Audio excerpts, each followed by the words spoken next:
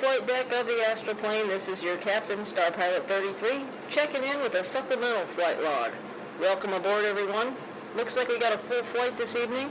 Might be a few bumps on the climb, but skies are clear above the weather and at your destination. We should be getting underway shortly, so sit back, relax, and enjoy the flight. Welcome, fellow psychonauts, astral travelers, and space cadets. Glad you could join me on the frequency tonight. I decided to make this video since so many of you said you wanted another one soon, so here we are. I don't have a new trip report for you though yet. I'm still processing everything that was downloaded into my head from the last trip.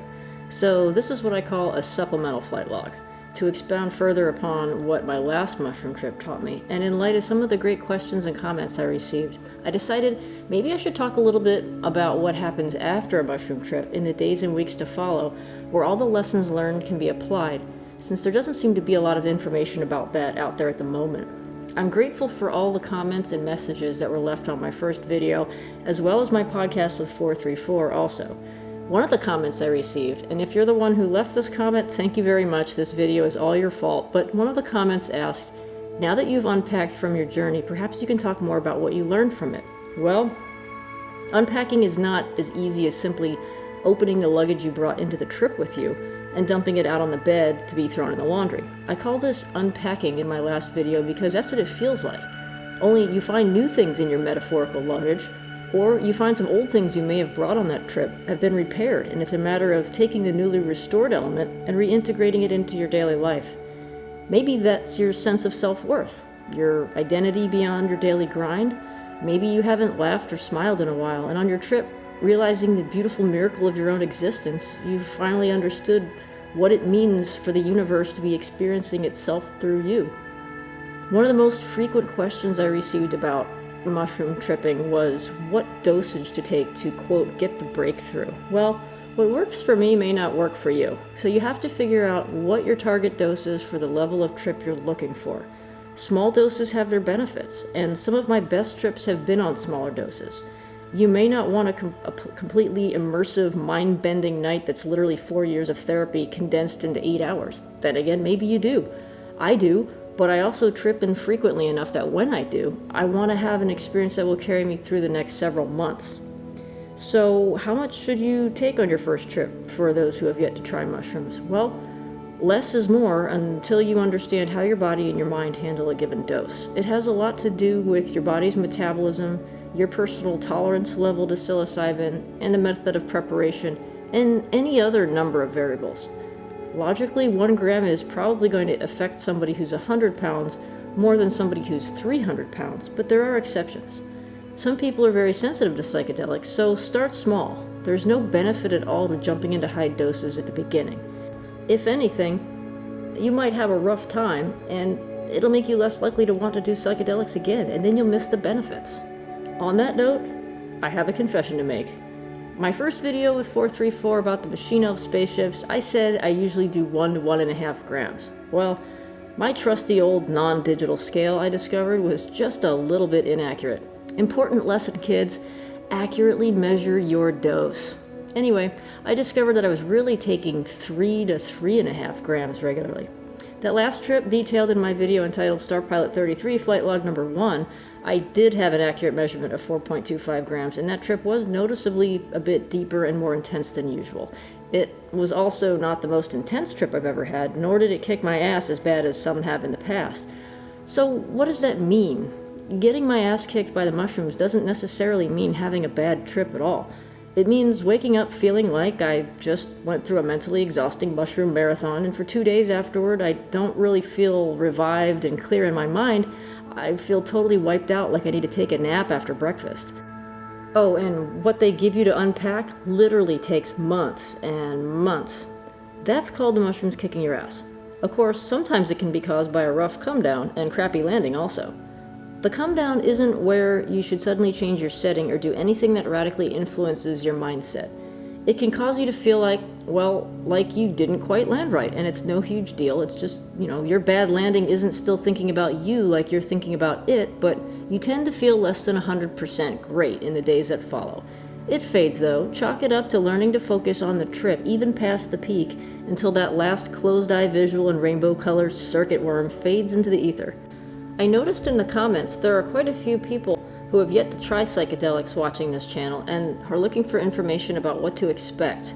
And that's a great thing. It's always a smart idea to collect as much information as possible about something before you do it as part of the preparation. And there's nothing better than being able to walk in the footsteps of some poor clown that's boldly gone before you and made all the mistakes. People say they're afraid to try psychedelics because they're afraid it will change who they are. But they're right, you know. Psychedelics will absolutely change who you are and how you think. They'll pressure wash the musty attic in your head and the dirty closets in your heart and show you that you can actually live there, in yourself, and not feel like a prisoner at all. Over time, or even immediately, you'll start to lose interest in the distractions of modern life like pop culture and politics, celebrity gossip. That isn't to say I don't ever go to the movies or watch the news. I just don't do it all day or let my life be consumed with the pursuit of it. I'll never spend a whole day watching TV for hours and hours because I have other things to do, like record this for you. You'll find that your mind craves not mindless entertainment, but instead mind-expanding knowledge and mindful conversations. It'll make you face things that you've stuffed in the back of drawers in your mind and take a hard look at why you stuffed them there in the first place. Was it so that no one else would see, or just you? If you saw my first trip report video, you'll remember one of the things the entities said as the trip was fading and as they were still tickling me with silly crap on the arrival and final approach segments of the trip was the phrase, "Even when nothing's happening, something's happening." I just laughed at the time and chalked it up to more of their profound, deep shit that they were doling out in large quantities that night, but after unpacking over the past few weeks, I realized there's a lot to just unpack with that one nugget of wisdom. I spoke in my last video about intentions going into mushroom trips, and as one person wisely pointed out in the comments, there's a distinct difference between intentions and expectations. I can state my intentions, for example, to learn, to heal, to remember who I really am, to understand better my path on my personal journey that may have gotten lost in the fog of battle of daily life since the last time. But that's not expectations, as in, I'd really like some new content for YouTube.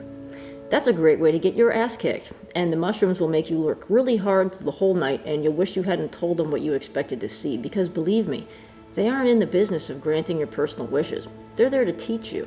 So if you make it clear that you need a hard lesson on intentions versus expectations, that's probably what you're going to get.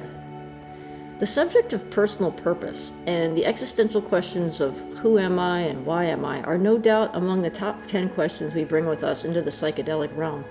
And it seems the machine elves and entities never get tired of guiding us and teaching us on our way to discovering the answers. Notice I didn't say, tell us the answers to those questions. They show us the answers through our own self-discovery. Maybe it's over the course of one trip, maybe dozens. That, friends, is why it's called a journey. I always say to the mushrooms, or the entities, or God, or all of the above, during that anxiety period in the come-up, that one of my intentions is to be reminded of who I am again. As in who I really am, not who I purport to be on a daily basis, navigating around the game board of life and its duties and responsibilities with a mask that I've sculpted over a few decades, but who I really am, down deep in the core of creation, before outside forces in the world and society forced me to conform to expectations. If you're searching for who you really are, you walk around like so many people with a big empty hole inside, like your soul is hungry and nothing in the world can feed it, not even all the existential memes on Instagram or all the self-help workshops in the world. Before you can understand your purpose, first you have to know who you really are. Otherwise, you won't know what to do with knowing your purpose if someone dropped it on your head. Psychedelics are a helpful way to get started on that journey, especially if you're like me and way too impatient to learn years of Zen Buddhist meditation and transcendental states of consciousness. Those are all really great and very important, and I'd like very much to study those things, but psychedelics are a convenient, easy, everyday traveler's way to embark on that path.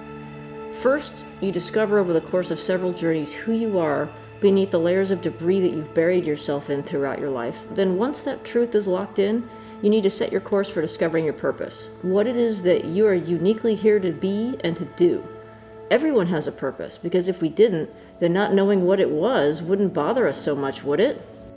If you haven't already listened to 434's videos called Finding Your Purpose and You Are Guided, those videos have important messages we can all relate to about finding your life's purpose, on your life's journey, and how it can often be a bumpy, winding road full of roadblocks and detours on your way to the destination of discovering your purpose. That's right, it's a journey in itself to get to the starting point of where your life's purpose actually begins.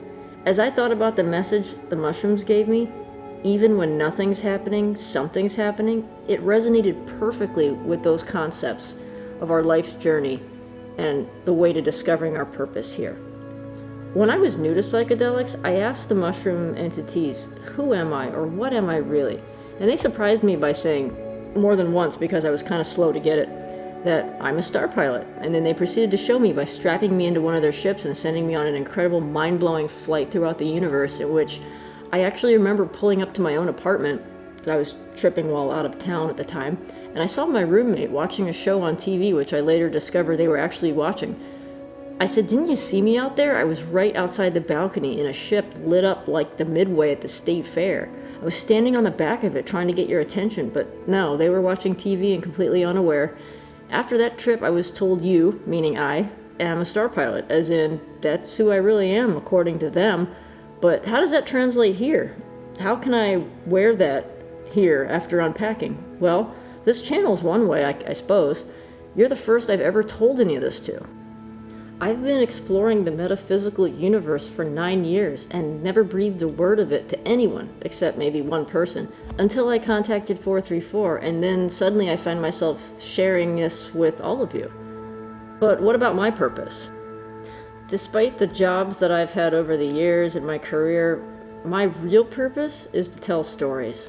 I'm both a traditional and digital media artist and a writer, and I like to tell stories through pictures and words. My vocational life didn't exactly take me in that direction of doing that for a living at all, and my stories and art were deemed hobbies by the world, my parents, myself, since the pressure to be and to do and to provide is just so ingrained in our human culture and society. But mushrooms have shown me that all along, these pictures and stories in my head were given to me for a reason, and that's my real purpose, if I dare to follow it. But what about all the years of struggling to get somewhere in life? Seeing the distance between the things that we have to do and the things that we want to do get further and further apart every year until it's all duty and no dream, and we feel like we're stuck in the mud in someone else's road of life. Does any of this sound familiar?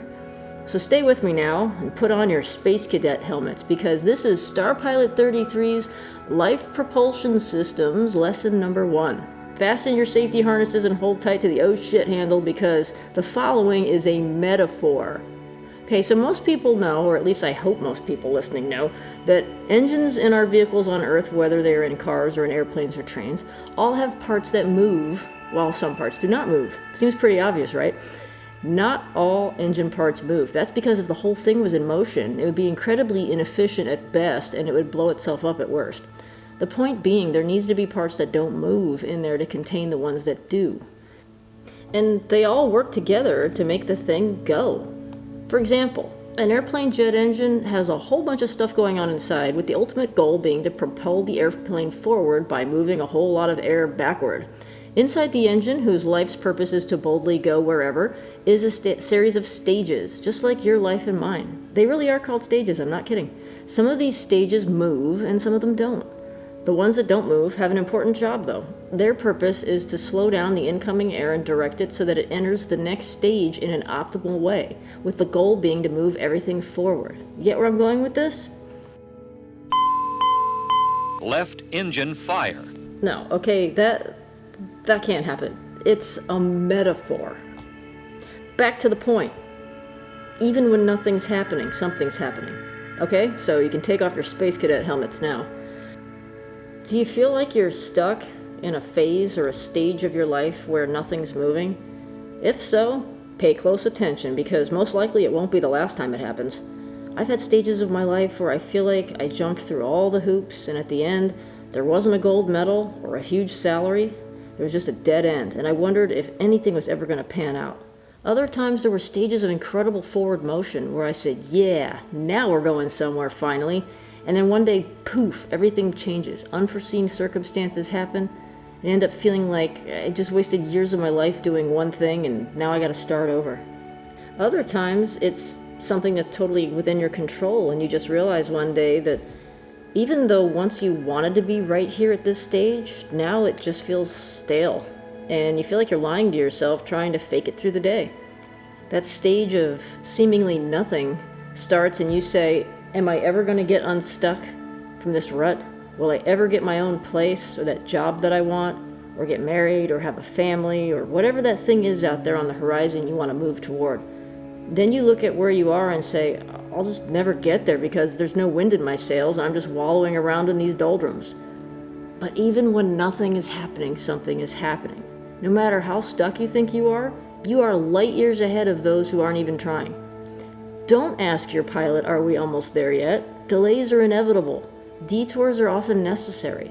Maybe there's some nasty weather out there in your metaphorical journey of life, and something bigger than you knows that it's too big to climb over and too bad to go through. So you're on the diversion around it, and it takes time, and you wonder, are we ever going to get there? You will. Have a cup of hot green tea and enjoy the flight. Worrying changes nothing, or I should say worrying changes nothing in a positive way. If you worry long enough and spend enough of your mental focus on that worry, you'll make it manifest. And then you'll say, why does this always happen to me? I know, because I've done that. And no, I have not arrived either. I'm still very much en route to my purpose on this life's journey. I thought about my last mushroom trip. I'm still unpacking here, like a metaphor for my life reflected in one night of lessons. There were exhilarating moments, deep emotions, profound realizations and self-discovery, incredible healing and catharsis, laughter, tears, and also some really dark, scary shit too. There was a time when I wasn't sure if the good parts were worth going through the dark parts, when I was in the throes of it anyway, but at the end I was glad for it. The darkness makes the light what it is and provides the contrast. If we knew the end from the beginning, then we would think that we're very clever in navigating around the darkness instead of plowing through it. And by doing that, we'd miss the miracle of the dawn on the other side. Sure, that dark part of the trip was hard, but did you die? The machine elf said. No, I didn't. If anything died, it was the fear. Do I regret the darkness? Not at all. I'm better for having gone through it than selectively avoiding the unpleasantries. There are lessons in the dark if you dare to learn them. I'm not afraid of it happening again. In fact, I'm ready for it if it does, because I'd like to apply what I've learned. I don't claim to know it all. Lord knows I don't. I'm just an explorer like everyone else, often bushwhacking well off the safe trail, searching for meaning in a world that seems sorely lacking in it sometimes. And I would consider myself an advanced beginner at psychedelics after 9 years, and I've lost track of how many mushroom journeys, but that doesn't matter. It's more of who I am now versus who I was then, and in hindsight I can see the evolution.